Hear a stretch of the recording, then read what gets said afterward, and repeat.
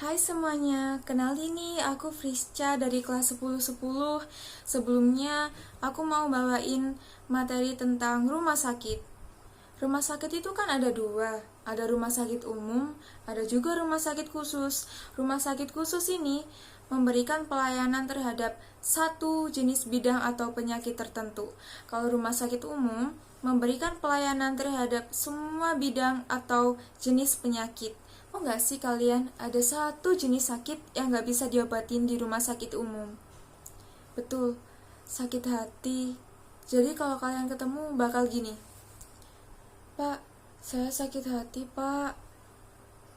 Apalagi dokternya sampai bilang, "Saya juga sakit hati, Bu, kemarin habis diputusin pacar." Tidak seperti itu ya teman-teman. Di rumah sakit ini kan juga ada banyak ya di dalamnya. Ada orang sakit atau pasien, ada dokter, ada perawat, staf, dan segala macam. Dan yang paling penting kalau kita di rumah sakit itu, jangan bikin kegaduhan ya. Kalian di rumah sakit. Begitu kata ibu suster. Jadi menurutku rumah sakit itu tergolong tempat yang tenang gak sih? Secara kan kita gak boleh buat kegaduhan tuh. Jadi aku saranin buat kalian yang bilangnya healing ke mall dan segala macam.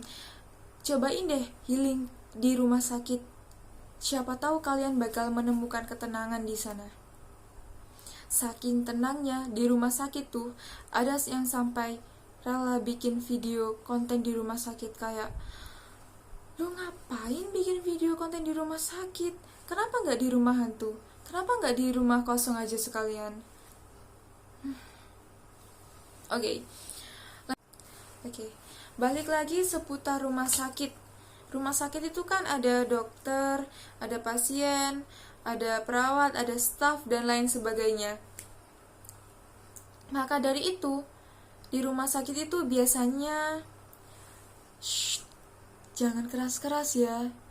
Jangan mengganggu, jangan membuat kegaduhan. Ini di rumah sakit. Begitu kata ibu suster. Jadi menurutku rumah sakit ini tergolong tempat yang tenang gak sih?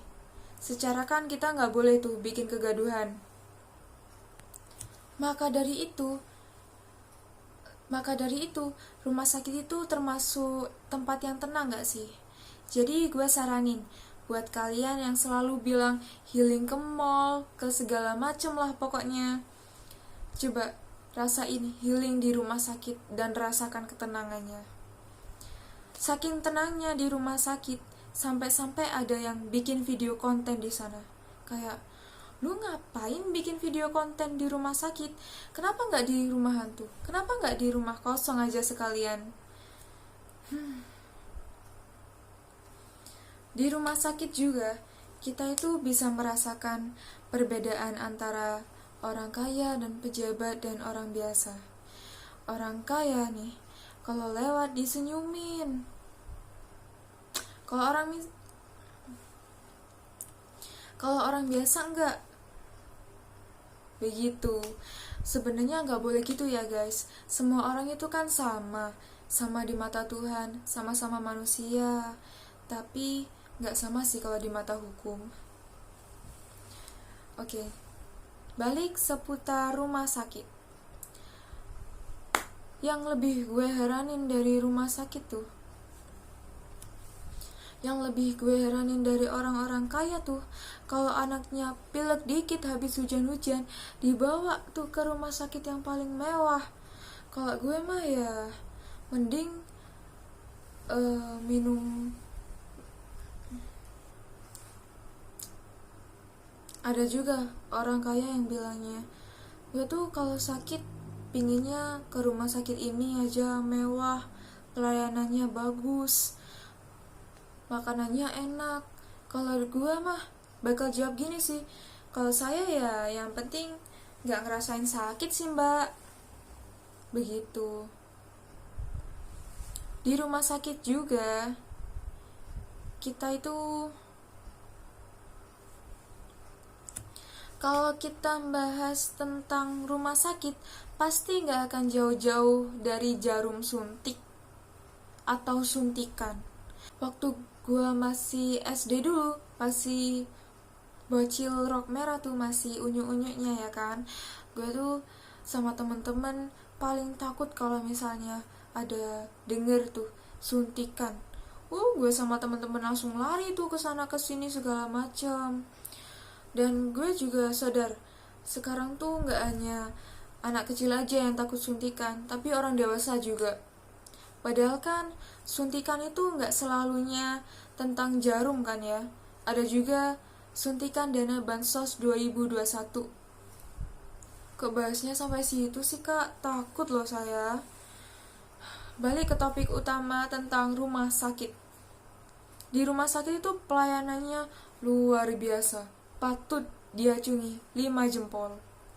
Di rumah sakit pelayanannya sat-set buat sampai-sampai kalau kalian ngantri nih, ngantrinya tuh sampai es Antartika itu mencair pun ya.